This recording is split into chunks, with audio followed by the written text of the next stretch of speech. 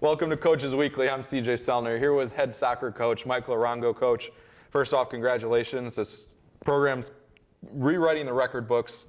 We'll just throw the other old ones out at this point with the way this team's playing. 5 straight wins. Just overall thoughts on where this team and this program is at this moment in time. The guys are on a high right now, and how can they not be? They've been working very hard at training. They've been working hard in the classroom.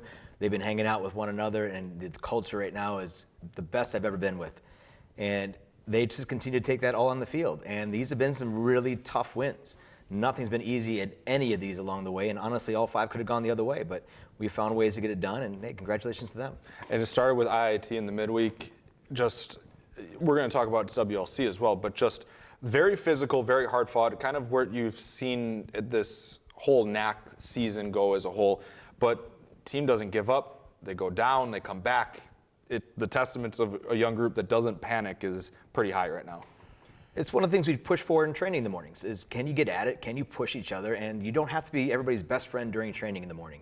Get at each other, because when you go and play an IIT who is physical, strong, and a good program, they're not going to give you anything easy. So can you put each other to the test in the morning? And the guys continue to do that. At 6:30 in the morning, the guys are giving 100%, and all of a sudden, what do you know? It carries over to the games. Then you had a really cool day on Saturday, get to honor Jose Ratana. Just couldn't have gone much better. He picks up a few saves. You guys pick up a 4-2 win. Just, first off, let's talk about him. He's going to go down as, I'll say it, the best goalkeeper in CUC history. And he's up there. He leads the conference in saves. He's up there in the country. I mean, we can make a strong case for him being an All-American this year. Just what has he meant for you in the last couple of years in transition to you taking over this program? And I don't think none of this happens without him.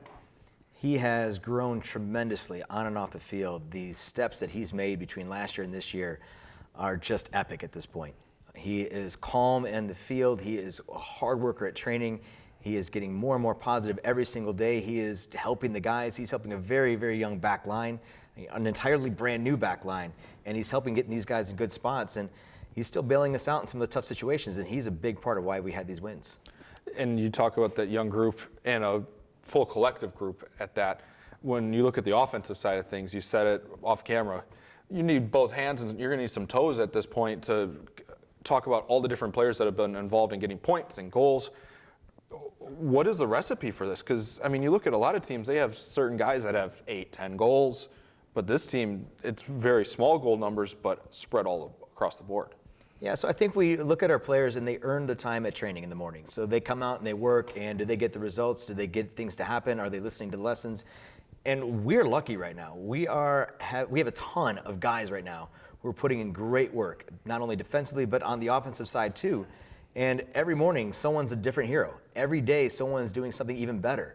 And I think that's pushing each one of them to be even better, and it just brings it to the whole. So you head into a 2-match week, right in the middle of the playoff push. We'll say it, you guys can clinch the first ever berth this week. It begins on Wednesday at Dominican, a rivalry match we talked about on the women's side that throw out records, throw out everything. All the cliches are on board here. It's going to be a fun one down in the street in just a few days. Sure, Dominican has always been the watermark for the squad. You know, they look down the street and they've gone, okay, well, they've always looked past us. So now we're looking and going, okay, well, right now they're second in the table. Can we go down there and get some points? And if we're able to do that, it puts us in a really great spot for hopefully earning that spot come Saturday. Well, drawing out for everybody watching at home, win and Edgewood loss or draw. Cougars are in on Wednesday. But the nice part is you have Edgewood on Saturday. You go up to Madison. I know you're not one that likes to look forward, but looking forward to Saturday, it's all in line right there. You guys can have quite the fun bus ride home on Saturday if it doesn't get done on Wednesday. Well, I think the great part of this season is that at the end of the day, we have control over everything. Whether we go out and perform, we have the opportunity to go and earn the points, earn the wins, earn whatever it is. But we are 100% in control of that opportunity.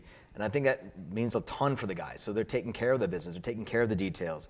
They are still working really hard, and they realize that, yeah, this is not going to be easy. No one expects us to go up to Edgewood and win that game. No one expects us to go to Dominican and win that game. But let's be honest. Everyone in the conference had us 11 out of 12, and here we are sitting at number 6. And that you took my next question for you. To be where you guys were predicted and kind of just everybody overlooked you. Was that a chip on the shoulder that you used with this group, saying, hey, do you want to be something more than this? And is that what might have helped fuel and kind of gotten this group ready to go? I don't think it was a chip. I think it was just young guys coming in who had very good careers in their high school and club seasons who wanted to go improve at the next level. They wanted to go and show that, yeah, we came here to Concordia to help build a program, to help get us in the right spot. And now they've been given the opportunities, and now they're taking those opportunities. It's great to watch these guys go and put the work in. And every guy's supporting each other. It's just really awesome right now. So I don't think it's a chip. I think these guys are just trying to prove themselves. Well, we look forward to seeing your team back out on the field this week. It's a 2-match week for the Cougar men's soccer team. It begins Wednesday afternoon down the street at Dominican. Then they head up to Madison and take on Edgewood on Saturday. If you can't make it to the games, you can always find all the live links at cucougars.com/coverage. For head coach Michael Arango, I'm CJ Selner. Thank you for watching Coaches Weekly.